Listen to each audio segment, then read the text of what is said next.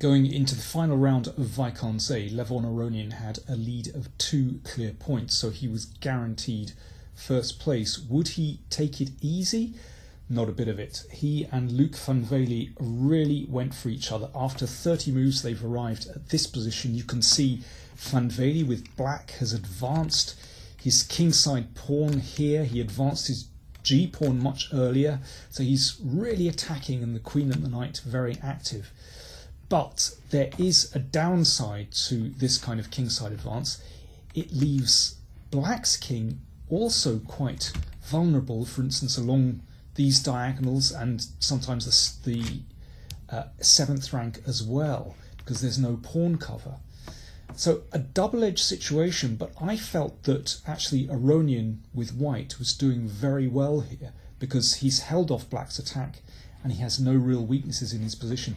And I felt that if he'd now played queen c2, threatening a mate on h7, black would have to defend, and now played queen g6, that Aronian should be doing very well here. In this endgame, although white has no material advantage, not yet, you can see that all his pieces stand well. These bishops are very well placed. He has no weaknesses in his pawn structure, and you know, these knights could very well enter into black's position. I think this is a good practical choice for white. Instead, with time pressure looming, Aronian exchanged off rooks and played the knight into e4, which on the surface of it looks pretty good, with that knight perhaps looking to take a pawn or come into this square on d6. But he'd overlooked a tactical shot.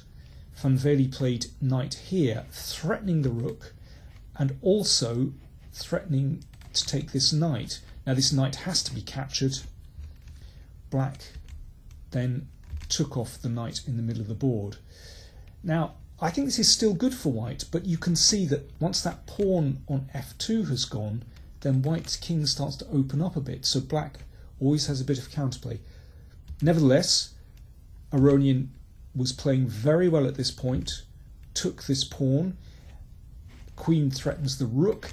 If the rook now captures this pawn, then a check here, and the queen will bounce back to take this pawn. White is still doing well, but Van Velde, I think, defended excellently here.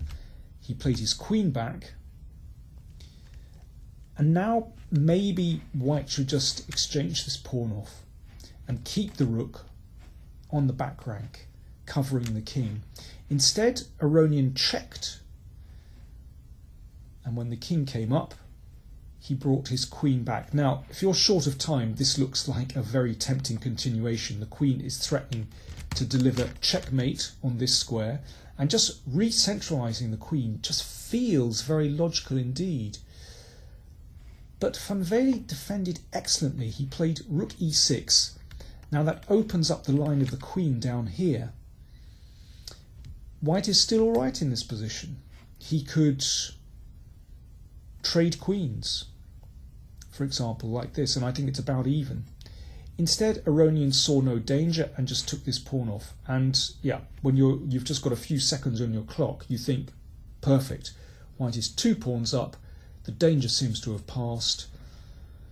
And if the queen checks here on the back rank, then white's queen can retreat, and it's defended by the rook. White is completely safe.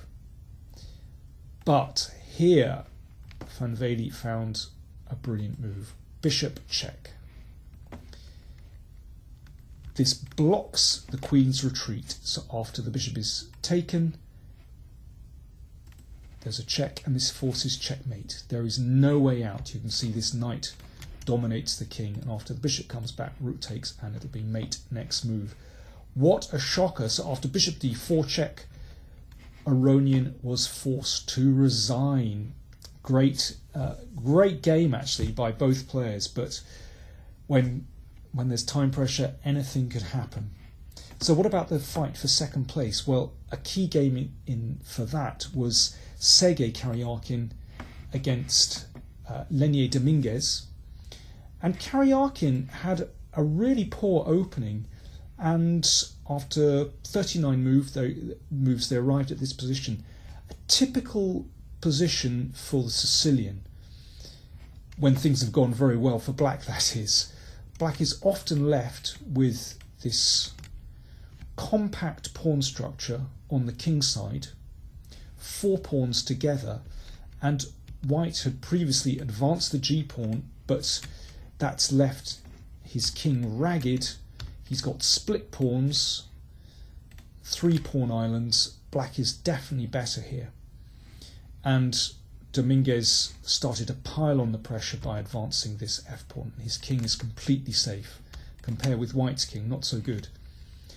There's only one thing that white can do, and that is try to gain counterplay on the queen side. Dominguez marched on, as did Karyakin. The rook came down, and Karyakin swung the rook across. But this is very dangerous. Rook e1 check threatened. You can see the king is really vulnerable here. Only one move, the king came across, and here is a tricky decision. Dominguez simply took the a-pawn, threatening queen h1 mate. I mean, this looks such like a natural move for black to play. But after this, preventing the checkmate, the queen came back, and now the queen came up, forcing a rook and pawn ending. And although white is a pawn down, Karyakin found just enough counterplay to draw this game. It was very close. He drew by the skin of his teeth. Going back to this position, it looks like Dominguez missed a clear win. f3, threatening queen g4 to g2. There's only one defense for white, and that's to offer an exchange of rooks. And now black wins this advanced b-pawn by force. First of all, he protects his own beautiful pass pawn here. And now if white protects this, then black just comes in and wins, and the f-pawn goes through. So in this position, white would have to give up the b-pawn, and this must be a lost position. Black will win on the king side without too much difficulty. This a-pawn presents no difficulties. So a pity for Dominguez missing a win there, but that left, well, Aronian with 8 points, Karyakin with 6.5, Dominguez only 6. Giri drew against Nakamura, so he has 6.5. So Giri and Karyakin shared second place. What about some other games? Gelfand against Krishna.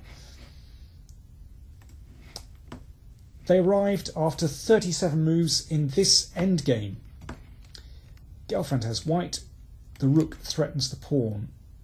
Krishna defended the pawn with his king, and now Gelfand seized his moment. He checked.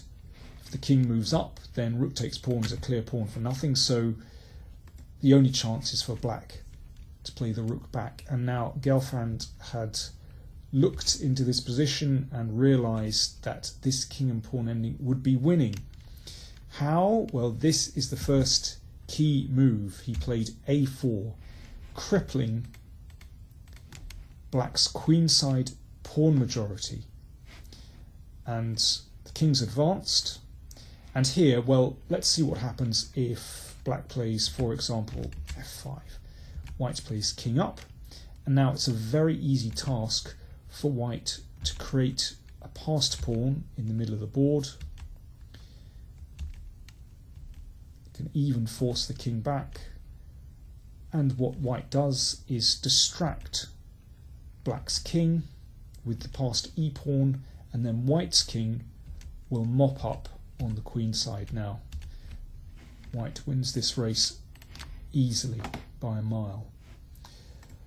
Krishna therefore tried b5. I think he realised he was lost here, but just tried this move. And again, white simply creates a passed pawn on the king side. Black can't prevent this. This is the game continuation, by the way. And in this position, actually, Krishna resigned. Well, you can count it out, but basically when black's king comes over to stop the e-pawn, white wins this very simply, and basically he wins the race. White queen's first, and will be able to stop this one. So a good victory for Gelfand. So he managed to, well, yeah, rescue his tournament to a certain extent. He finished with 4.5. Harry Krishna finished with 5.5 points. And let's finish this round report with the game Nepomniachtchi against Richard Rapport. So this is the battle of the bottom markers in the tournament. Nepomniachtchi with the white pieces. As ever, Rapport has played like a total caveman and is going for it on the queen side with the advance of the pawn, his queen and knight and rook. But on the king side, his position looks absolutely desperate. The rook can't move, the bishop is completely blunted by this pawn, and the knight can't move. And in these conditions, it's really unlikely that white can ever be worse here. Black's attack really can't succeed when three pieces simply can't contribute. So let's see what happened. Excellent move from Nepomniachtchi. He played knight here. Now probably the best thing for black to do is exchange queens, but this must be good for white. The knight will swing round here. Positionally fantastic. Instead, well, predictably, Rapport, he only has one gear, and that's a forward gear. He went forward. The knight came into this wonderful square on c5, and from there it's very unlikely that white's king is going to be checkmated when that knight controls so many good squares. Of course, that pawn can't move because there's a pin. Rapport kept going forward, but this of course was hacked off, and Nepomniachtchi closed the queen side. Strategically, it's a winning position for white. Let's see what happened. Rapport kept going forward, kept trying to open lines on the queen side, but Nepomniachtchi just kept things closed. And now it's white's turn on the king side. He played rook takes pawn, and this is absolutely horrible. If that's taken, then queen g6 check wins the rook. Bishop f5 was tried, but then this is just as bad. Rook takes, then queen takes knight, and queen takes rook.